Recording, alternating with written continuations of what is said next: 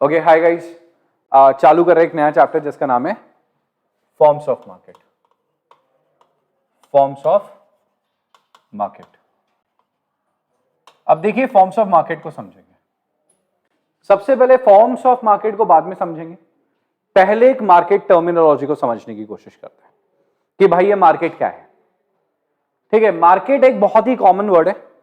Market word जो है वो डिनोट करता है एक ऐसी प्लेस को जहां पे बहुत सारे क्या हैं, जहां पे बहुत सारे सेलर्स हैं। सेलर्स है, अलग अलग शॉप्स हैं। ये जो सेलर है ये क्या कर रहे हैं, अपनी अपनी शॉप से, ये शॉप्स हैं, अलग अलग शॉप्स हैं यहाँ पे। ठीक है, शॉप 1 2 3 4 5 6 7 8 9 10 11 शॉप्स। ठीक है, 12 शॉप्स हैं। यहां पे अलग अलग बायर्स आ रहे हैं और अलग अलग शॉप से सामान परचेज कर रहे हैं। सो एक ऐसी प्लेस जहां पे बायर्स एंड सेलर्स मिलते हैं, बायर्स एंड सेलर्स आपस में मिलते हैं।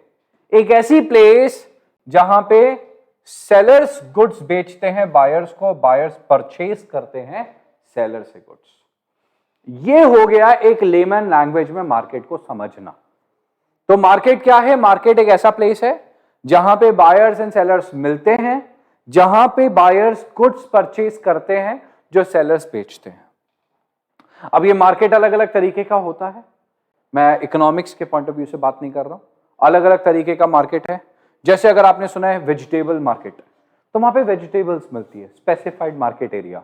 मैंने कहा ठीक है शेयर मार्केट, तो वहां पे शेयर्स परचेज करे या सेल करे जाते हैं। ठीक है, फ्रूट मार्केट, कपड़े का मार्केट, किसी भी चीज का मार्केट हो सकता है। मगर इकोनॉमिक्स के अंदर हम जो मार्केट है ना वो डिवाइड करते हैं नंबर ऑफ सेलर्स के हिसाब से। तो प्रोडक्ट एंड सेलर्स इकोनॉमिक्स में हमारे मार्केट को डिसाइड करता है। इन जनरल, अगर जो जनरल टर्मिनोलॉजी में देखा जाए तो मार्केट में कोई भी हो सकता है। इलेक्ट्रॉनिक गुड्स का मार्केट है, ठीक है, इलेक्ट्रॉनिक्स का मार्केट हो गया, कपड़ों का मार्केट हो गया, सब्जी, ठीक है, फ्रूट्स, ठीक है, किसी भी चीज का मार्केट हो सकता है जनरल टर्मिनोलॉजी के अंदर। बट इकोनॉमिक्स के अंदर अगर देखा जाए तो प्रोडक्ट और सेलर्स ये दो जन हैं जो डिसाइड करते हैं कि भैया मार्केट कौन सा है। कि आपका जो प्रोडक्ट है वो और आपके नंबर ऑफ सेलर्स कितने हैं, ये दो जन मिलकर डिसाइड करते हैं कि मार्केट कौन सा है। तो इकोनॉमिक्स के हिसाब से जो पहला मार्केट है हमारा वो आता है, वो कहलाता है परफेक्ट कंपटीशन। परफेक्ट कंपटीशन, ये जो परफेक्ट कंपटीशन वर्ड है ना, ये एक हाइपोथेटिकल मार्केट है। कौन सा मार्केट है बोलो?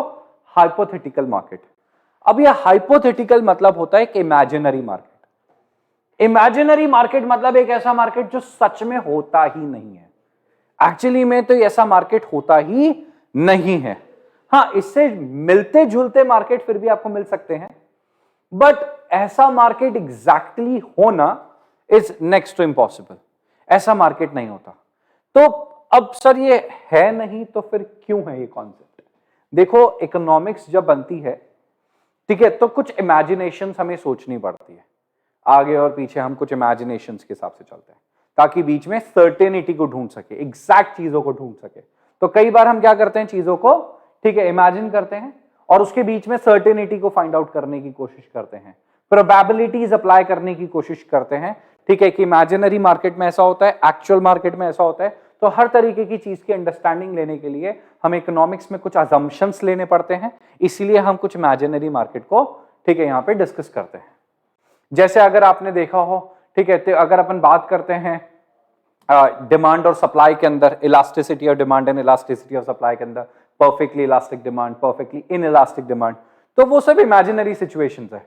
ना तो कोई परफेक्टली इलास्टिक होता है, ना ही कोई परफेक्टली इनइलास्टिक होता है। मगर अगर हम बात करते हैं वैसे ही परफेक्ट कंपटीशन, तो ये जो परफेक्ट वाली चीज है ना, ये एक्चुअली ज्यादातर इमेजिनरी सिचुएशंस होती है, इमेजिनरी बातें होती है, प्रैक्टिकली एग्जिस्ट नहीं करती है परफेक्ट बातें। तो परफेक्ट कंपटीशन के बारे में बात करते हैं। What is the meaning of perfect competition? Perfect competition क्या है? तो परफेक्ट कंपटीशन एक ऐसा मार्केट प्लेस है, it is a market place, एक ऐसा मार्केट प्लेस, पहले ही मैंने बता दिया it's a hypothetical situation.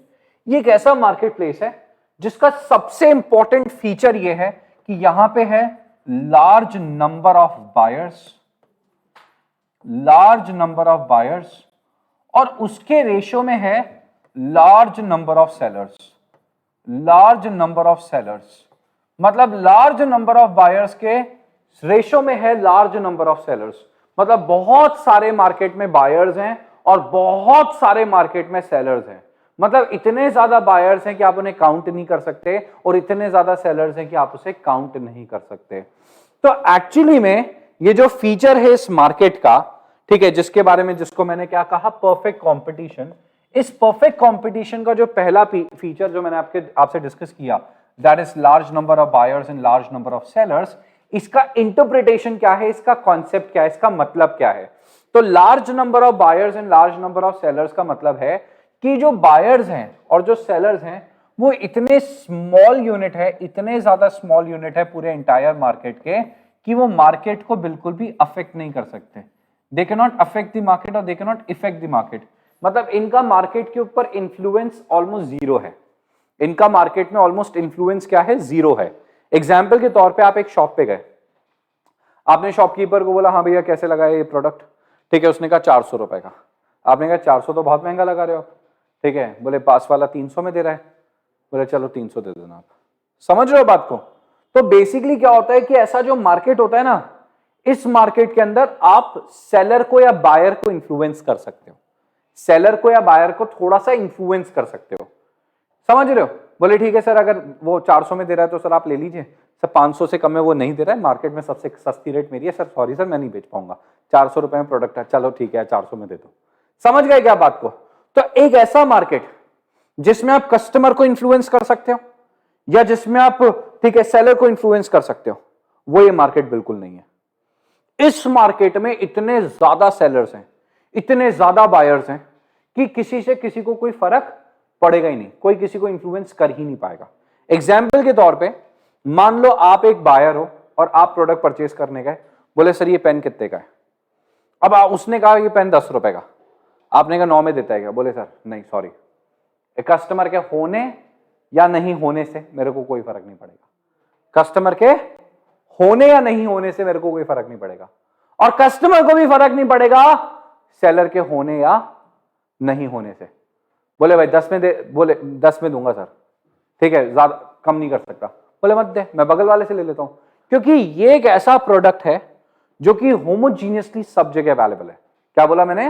Homogeneously सब जगह अवेलेबल है। तो एक्चुअली में large number of buyers and large number of sellers, ठीक है, जो है वो बिल्कुल भी मार्केट को इंपैक्ट नहीं करते, वो इतने स्मॉलेस्ट यूनिट होते हैं।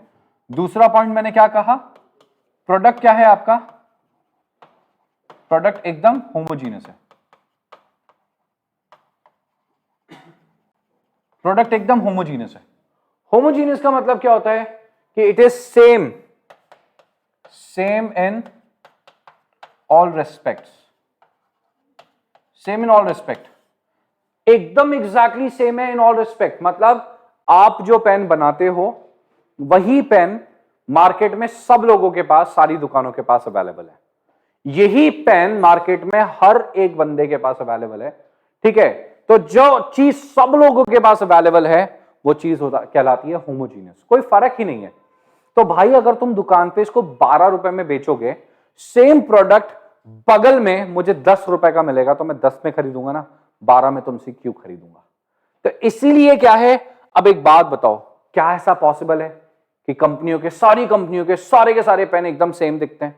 नहीं, नॉट पॉसिबल। यही तो मैंने कहा इमेजिनरी मार्केट सिचुएशन है कि होमोजेनिटी का मतलब क्या हो गया कि प्रोडक्ट एग्जैक्टली सेम होना, which is next to impossible. कि सारे के सारे प्रोडक्ट एग्जैक्टली सेम कैसे हो सकते हैं? एग्जाम्पल के तौर पे अगर मैं एक छोटा सा एग्जाम्पल इसमें ऐड करूं, तो जैसे कंपनी है, लेट्स से मारुति, तो मारुति की एक है ना, एक मतलब एक इसकी वो आती है, एक फुल साइज सेडान आती है, ठीक है, सेमी लग्जरी के अंदर, जिसका नाम है, मतलब लग्जरी आ गई आजकल, तो लग्जरियस में आ गई है, ठीक है। इसकी एक मतलब करीब 10 से 15 लाख के बीच की एक सेडान आती है जिसका नाम है सियाज। सेम वेज आपकी हुंडई में एक सेडान आती है जिसका नाम है वर्ना, और सेम वेज आपकी होंडा में आती है होंडा सिटी, ठीक है। टोयोटा में आती है, टोयोटा की एक है यारिस, यस, और इसी तरीके से VW में भी आती है, स्कॉडा में भी आती है। तो अगर आप देखोगे ना इन गाड़ियों को, इन चारों पांचों गाड़ियों को उठा के देख लेना, इन चारों पांचों गाड़ियों का लेंथ ऑलमोस्ट सेम है। ऐसा नहीं कह रहा कि किसी का कम, डिफरेंस तो है, बट ऑलमोस्ट दिखने में ऑलमोस्ट सेम है, लेंथ ऑलमोस्ट सेम है, फीचर्स ऑलमोस्ट सेम है। मैं ऑलमोस्ट बोल रहा हूं, बट क्या एग्जैक्ट सेम है? आंसर आएगा नो। डिफरेंस तो बहुत है, डिफरेंस तो मिल जाएंगे, बट अगर आप सबके टॉप मॉडल उठा के देखोगे ना तो आपको 90% सिमिलैरिटीज मिलेगी, ओनली 10% डिफरेंस मिलेगा। जैसे मान लो मारुति बोलता है मेरा माइलेज 18 है, तो वरना बोलती है मेरा वो सियाज बोलती है मेरा माइलेज 18 है, तो वरना बोलती है मेरा माइलेज ठीक है 15 है। होंडा सिटी बोलती है कि मेरा माइलेज 16 है। होंडा सिटी आपको एक्स्ट्रा कुछ और फीचर दे देगी एक दो, ठीक है, वरना बोलती है सनरूफ दे दूंगा, ठीक है। मतलब ये बेसिक चेंजेस है, थोड़ा सा स्ट्रक्चर में चेंजेस, अदरवाइज आप तीनों में से कोई सी भी गाड़ी लो ऑलमोस्ट सेम परफॉर्मेंस मिलेगी आपको। चॉइस की बात है, almost same engine capacity, same तरीका, मतलब काफी हद तक, बट बाकी अपने चॉइस की बात है। बट अगर आप सोचो, इमेजिन करो सारी कंपनियां सेम गाड़ियां बनाए, तो आप हुंडई की परचेस करो, चाहे मारुति की परचेस करो, चाहे होंडा परचेस करो, चाहे कोई सी भी VW परचेस करो, ठीक है, चाहे तुम स्कॉडा परचेस करो, कोई फर्क पड़ेगा? कोई फर्क नहीं पड़ेगा, क्योंकि डिफरेंस ही नहीं है सबकी गाड़ियों में। एग्जैक्ट सेम, एग्जैक्ट सेम मतलब कलर, साइज, शेप, टेस्ट, सब कुछ सेम है, समझ रहे हो? तो कलर, साइज, शेप, टेस्ट, अगर खाने की चीज है तो टेस्ट, सब कुछ सेम है, कोई डिफरेंस ही नहीं है भाई। अगर डिफरेंस ही नहीं है तो फिर मैं ज्यादा पैसे क्यों दूं? समझ रहे हो क्या? क्योंकि प्रोडक्ट एग्जैक्टली सेम है, तो कस्टमर विल नॉट पे, customer will pay same price, same price only. भाई कस्टमर तो सेम प्राइस पे करेगा ना, कोई डिफरेंस हो तो मैं ज्यादा प्राइस पे करूं, अगर कोई डिफरेंस ही नहीं मिल रहा है तो मैं ज्यादा प्राइस क्यों पे करूंगा? समझ आई क्या बात? डिफरेंस ही नहीं मिल रहा है तो मैं ज्यादा प्राइस क्यों पे करूंगा, सिंपल सी बात है। तीसरा, अब इसमें क्या होता है, ये जो मार्केट है ना, इसमें सबको होती है परफेक्ट नॉलेज। क्या होती है? Perfect knowledge. इसमें सबको होती है परफेक्ट नॉलेज। परफेक्ट नॉलेज का मतलब होता है कि तुम बायर हो चाहे तुम सेलर हो, तुम्हें सब कुछ पता है, मतलब सब कुछ पता है तुम्हें। मतलब इमेजिन करो सिचुएशन, तुम्हें यह पता है कि पेन कितने का है या 10 का बिकता है, इसका प्रोडक्शन पड़ा था 8 रुपए का, 2 रुपए का सामने वाले का मार्जिन है, आपको यह भी पता है, सबको सब कुछ पता है। और मार्केट में सब लोग इसको कितने का बेच रहे हैं? 10 का ही बेच रहे हैं, कोई इसे 8 का 9 का नहीं बेच रहा। तो यानी कि परफेक्ट नॉलेज है। परफेक्ट नॉलेज किसी भी मार्केट की किसी भी पर्सन को प्रैक्टिकली नहीं हो सकती है। आपको अच्छी नॉलेज हो सकती है, बट परफेक्ट नॉलेज होना इज नेक्स्ट टू इम्पॉसिबल।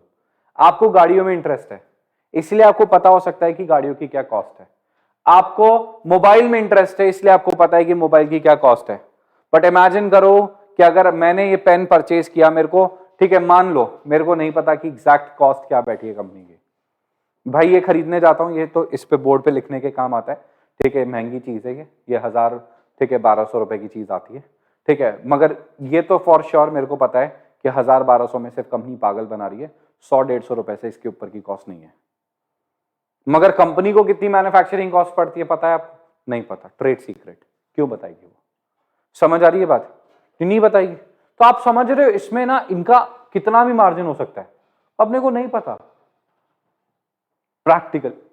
मगर एक ऐसा मार्केट जिसमें परफेक्ट नॉलेज है about cost, about price, about everything. समझ आया? चलिए चौथा, no transportation cost. No transportation cost. अब इसमें कोई ट्रांसपोर्टेशन कॉस्ट नहीं लगती। एग्जाम्पल के तौर पे जो भाई मैंने क्या कहा, कोई ट्रांसपोर्टेशन कॉस्ट नहीं है। अब आप समझो, आपके घर के जस्ट बगल में जो दुकान है उस पे भी ये पेन मिलता है, आपके सामने घर के जो दुकान है उसमें भी मिलता है, पिछली गली में जो दुकान है उस पर भी पेन मिलता है, अगली गली में जो दुकान है उस पर भी पेन मिलता है, मतलब पूरे जयपुर में ये पेन अवेलेबल है। तो भाई तुम एक बात बताओ, जब तुम्हें पेन अवेलेबल है तो तुम दूर खरीदने जाओगे क्या? हाँ, अगली गली में क्यों जाओगे जब तुम्हारी बगल वाली घर में, बगल वाले ठीक है दुकान पे ये चीज अवेलेबल है सेम प्राइस पे? क्योंकि प्राइस तो सेम है, प्राइस तो सेम है ना। प्रोडक्ट अगर होमोजीनियस है तो सेम इन ऑल रिस्पेक्ट है, तो कस्टमर ज्यादा तो पैसे देगा नहीं, कोई चेंजेस तो है नहीं। कई बार ऐसा होता है कि हम लोग दूर दूर कुछ खाने चले जाते हैं, यार हमें पाव भाजी खानी, उसका टेस्ट बहुत बढ़िया है, दूर चलते हैं। मोमोज खाने, उसका टेस्ट बहुत बढ़िया है, वहां चलते हैं। ये खाना है, वहां चलते हैं। ठीक है यार, ये जो कपड़ा है ना उसका, उस पर्टिकुलर कंपनी के कपड़े बहुत अच्छे हैं, मैं वहीं लेने जाऊंगा। समझ रहे हो बात? तो बेसिकली क्या होता है कि अगर कुछ ऐसा है, कोई डिफरेंस है, तो उसके लिए तो ट्रांसपोर्टेशन कॉस्ट बढ़े।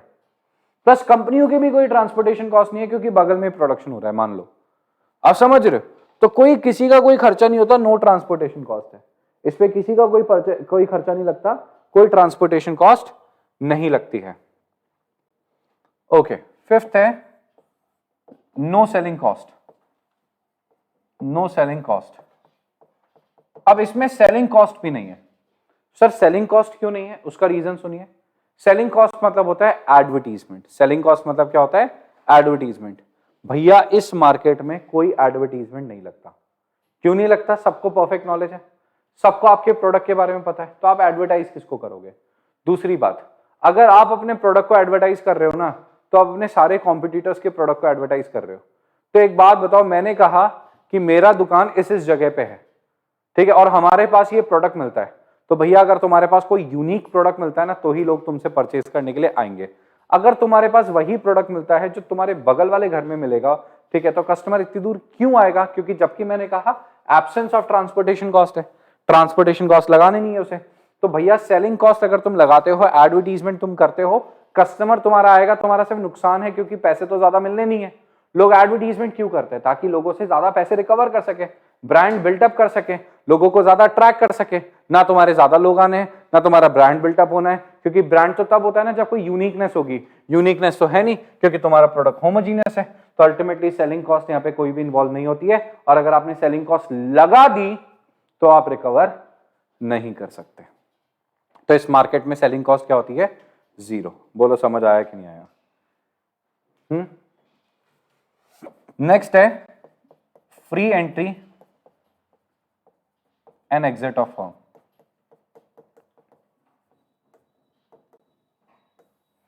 देखो भैया, इस मार्केट में ना तो कोई एंट्री के ऊपर रेस्ट्रिक्शन है, ना कोई एग्जिट के ऊपर रेस्ट्रिक्शन है।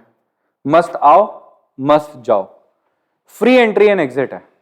मतलब आप आए इस मार्केट में, आपने अपना बिजनेस चालू किया, ठीक है, लगा चल रहा है तो चलाओ, नहीं चल रहा तो छोड़ के चले जाओ। अब क्या होता है, क्योंकि फ्री एंट्री एंड एग्जिट है, उसकी वजह से क्या होता है कि अगर इस मार्केट में किसी को भी नॉर्मल प्रॉफिट होता हुआ नजर आ जाता है कि इस मार्केट में प्रॉफिट हो रहा है, तो ज्यादा से ज्यादा लोग क्या करते हैं? मार्केट में एंट्री ले लेते हैं। ज्यादा से ज्यादा लोग क्या कर लेते हैं? मार्केट में एंट्री ले लेते हैं। मोर number of people will enter into the market, क्योंकि आपको लग रहा है कि मार्केट में प्रॉफिट है। तो जैसे ही क्या होगा, ज्यादा नंबर ऑफ लोग बढ़ जाएंगे, तो बायर्स तो मैंने माना कि लार्ज नंबर ऑफ बायर्स हैं, बट सेलर्स बहुत ज्यादा हो गए, तो बायर्स डिस्ट्रीब्यूट हो जाएंगे, बायर्स बट गए, तो माना कि नेट प्रॉफिट ज्यादा है, नेट प्रॉफिट हुआ है अच्छा खासा, बट आप समझो, ठीक है, नेट प्रॉफिट हो रहा है, प्रॉफिट कमा रहे हो आप, बट बायर्स बढ़ गए, सेलर्स बढ़ गए, क्योंकि प्रॉफिट नजर आया तो लोग बढ़ जाएंगे, क्योंकि फ्री एंट्री है, कोई रेस्ट्रिक्शन तो है नहीं। आज आप देख सकते हो कि बगल बगल में कैफे खुलते जा रहे हैं, ठीक है। पहले हो सकता है कि अरे इस गली में तो कैफे नहीं थे, 15 दिन बाद निकले, अरे ये कैफे खुल गया, अरे वो खुल गया, अरे वो खुल गया, ठीक है। जितनी स्पीड से खुलते हैं उसकी डबल स्पीड से बंद होते हैं। यही हो रहा है सीन, यही हो रहा है। लोग आ रहे हैं, कैफे ओपन करते हैं, ठीक है, 2-4-6 महीने चलाते हैं, फिर कोई और बेच के चले जाता है या फिर कोई और आ जाता है उस जगह पे। जनरली देखा जाए तो यही हो रहा है, बायर्स उतने ही है, नंबर ऑफ सेलर्स इंक्रीज होते जा रहे हैं, ठीक है। अब मैं उस मार्केट को ऑब्वियसली परफेक्ट कंपटीशन नहीं कहूंगा, क्योंकि वो है नहीं परफेक्ट कंपटीशन। भाई सीधी सी बात है, जो मेरा टेस्ट है वो दूसरे की दुकान पे नहीं है अवेलेबल, ठीक है, सबके टेस्ट अलग अलग है, तो सब में एक ब्रांड बिल्टअप हो जाता है, ठीक है, सब में क्वालिटी बिल्टअप हो जाती है, तो उसको अलग कर देते हैं। बट एग्जाम्पल के तौर पे अपन ले सकते हैं कि सिमिलैरिटी ले सकते हैं कि हाँ ये मार्केट एक सिमिलर काइंड ऑफ मार्केट है, इसमें काफी सारे फीचर्स जो हैं वो परफेक्ट कंपटीशन जैसे नजर आ रहे हैं। आप मैगी गए खाने के लिए, प्लेन मैगी, तो भाई तुम प्लेन मैगी घर बना के खाओ कि प्लेन मैगी एक ऐसी छोटी छोटी दुकान पे टपरी पे जाके खा लिया, वो 30 रुपए की दे रहा है तुम्हें। प्लेन मैगी खाने के लिए तुम 5 स्टार में चले गए, 500 रुपए की दे रहा है। पता नहीं ऐसे क्या सोने का पानी डाल रहा है, क्या डाल रहा है, समझ रहे हो क्या। 500 तो चलो ठीक है, फिर भी वो प्लेन वो तो बेचते हैं, बट फिर भी अगर 5 स्टार बेचेगा तो 500 रुपए चार्ज करेगा ना। अब तुम केस करोगे उसके ऊपर, 500 रुपए की मैगी। अरे भाई तो जो बैठा रहा है ना वो जगह बहुत प्रीमियम है, तो जगह जगह का चार्ज है, सीधी सी बात है। बट आप सोचो मैगी का तो टेस्ट सेम होगा, मैगी का तो टेस्ट सेम ही होगा ना, मैगी के टेस्ट में डिफरेंस थोड़ी होगा, क्योंकि प्रोडक्ट तो सेम ही है। तो आप कहीं पे भी खाने चले जाओ, बट क्या है, प्राइस में फर्क है, क्योंकि प्रीमियम जगह है। अगर सारी दुकानों पे सेम तरीके की मैगी मिल रही है तो वो क्या हो गया, एक तरीके का होमोजीनियस प्रोडक्ट हो गया। बट सिर्फ मैगी नहीं मिलती, क्योंकि ईपी नूडल्स भी आता है, पतंजलि के भी आते हैं, तो है ना इसमें कंपटीशन और टेस्ट में डिफरेंस आ गया। अगर वो नहीं होता तो फिर मैगी, अगर पूरे वर्ल्ड में मैगी मिलती, पूरे इंडिया में मैगी मिलती, पूरे जयपुर में मैगी मैगी मैगी मैगी मिलती सेम, आपके प्रोडक्ट का नाम भी मैगी है तो फिर मैं इसको परफेक्ट कंपटीशन कह सकता था। ओके, तो फ्री एंट्री एंड एग्जिट में क्या होता है कि जैसे ही मार्केट में लोग कम होते हैं, सेलर्स कम है, प्रॉफिट नजर आया तो क्या करेंगे, ठीक है, एंट्री ले लेंगे। एंट्री लेने से क्या होगा, नंबर ऑफ सेलर्स बढ़ जाएंगे। नंबर ऑफ सेलर्स जैसे ही बढ़ेंगे तो कस्टमर कम हो जाएंगे सबके पास। कस्टमर कम होने की वजह से क्या हो जाएगा, सबको लॉस होने लग जाएगा, और लॉस होने लगते ही क्या हो जाएगा, लोग कम हो जाएंगे। जैसे लॉस हुआ तो लोग एग्जिट ले लेंगे। तो क्या आने में भी दिक्कत नहीं है, जाने में भी दिक्कत नहीं है, फ्री एंट्री एंड एग्जिट है, तो लोग एग्जिट ले लेंगे। एग्जिट लेते ही क्या होगा, ठीक है, जो बचे हुए लोग हैं उनका प्रॉफिट फिर बढ़ जाएगा। तो ये ना एक साइकिल चलती रहेगी। नेट प्रॉफिट लोग कम, जैसे ही एग्जिट हुए प्रॉफिट बढ़ गया बचे हुए लोगों का, और जैसे एंट्री लेंगे लोगों का प्रॉफिट कम, फिर प्रॉफिट बढ़ गया, कम हो गया। तो अल्टीमेटली एट द एंड यहाँ पे सालों तक आपको सिर्फ नेट प्रॉफिट ही हो सकता है, नॉर्मल प्रॉफिट ही हो सकता है। और नॉर्मल प्रॉफिट का मतलब होता है नो कॉस्ट नो प्रॉफिट। मतलब ऐसे मार्केट में आप कुछ नहीं कमाओगे। मतलब ऐसे मार्केट में नॉर्मल प्रॉफिट मतलब होता है recovery of cost, recovery of cost, इसको कहते हैं नॉर्मल प्रॉफिट, जिसको अपन बीईपी सिचुएशन कहते हैं, ब्रेक इवन पॉइंट। ये ऐसा मार्केट है। तो फ्री एंट्री एंड एग्जिट, तो फ्री एंट्री एंड एग्जिट क्या सिग्निफाई करता है कि बहुत सारे लोग एंटर हो रहे हैं, बहुत सारे लोग जा रहे हैं, ठीक है। क्यों आ रहे हैं, क्योंकि प्रॉफिट नजर आ रहा है, तो प्रॉफिट नजर आते ही तो टेम्पररी प्रॉफिट के चक्कर में लोग आ जाते हैं और फिर एग्जिट कर जाते हैं, क्योंकि इसमें प्रॉफिट उनको हो नहीं पाता है। समझ आ गया क्या, हाँ जी।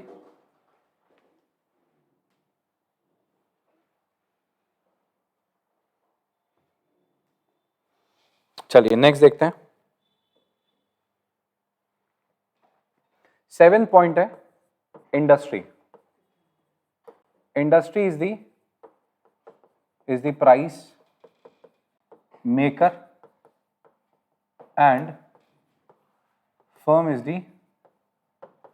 The price taker. Industry is the price maker and firm is the price taker. Industry is the price maker and firm is the price taker.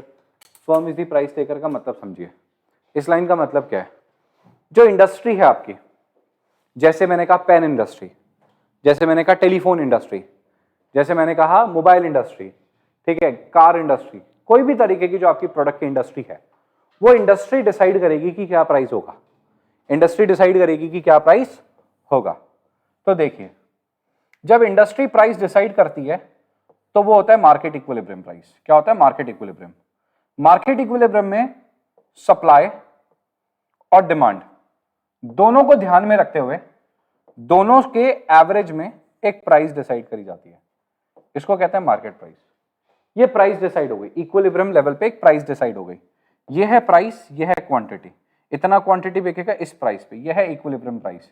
Equilibrium price आपने डिसाइड कर ली, कहां पे डिसाइड कर ली, मार्केट में डिसाइड कर लिया आपने। तो प्राइस डिसाइड हो गई मार्केट में, इक्विलिब्रियम डिसाइड हो गया मार्केट में। तो industry will decide what, industry will decide the price. Industry decide करेगी प्राइस, कैसे, डिमांड एंड सप्लाई के, ठीक है, कॉम्बिनेशन से। जहां पे डिमांड और सप्लाई मीट कर जाएगी, ठीक है, वो आपका क्या बन जाएगा, वो आपका बन जाएगा प्राइस। भाई इक्विलिब्रियम बन गया, equilibrium price and equilibrium quantity. और जो प्राइस इंडस्ट्री ने डिसाइड करी है आपको वही एक्सेप्ट करनी पड़ेगी, क्योंकि आपके पास कोई ऑप्शन नहीं है। क्योंकि ये इंफॉर्मेशन इंडस्ट्री पूरे लोगों को बता देता है कि ये जो पेन है ये 10 रुपए का बिकेगा। इंडस्ट्री ने सबको बता दिया। अब आप इससे ज्यादा प्राइस रख ही नहीं सकते, क्योंकि परफेक्ट नॉलेज है लोगों को। तो यहां पे इंडस्ट्री जो है वो प्राइस डिसाइड करती है और फर्म चुपचाप से उसे क्या कर लेती है, एक्सेप्ट कर लेती है। तो firm is the price taker, firm क्या बन जाएगी, firm is the price taker, industry is the price maker. अब देखिए यहां से एक एग्जांपल के तौर पे अगर मैं इस प्राइस को आगे बढ़ाता हूं डॉट डॉट डॉट करके, ये हो गई आपकी प्राइस, ये हो गई प्राइस, ये प्राइस बन गई किसकी, इंडस्ट्री की, वो फर्म की।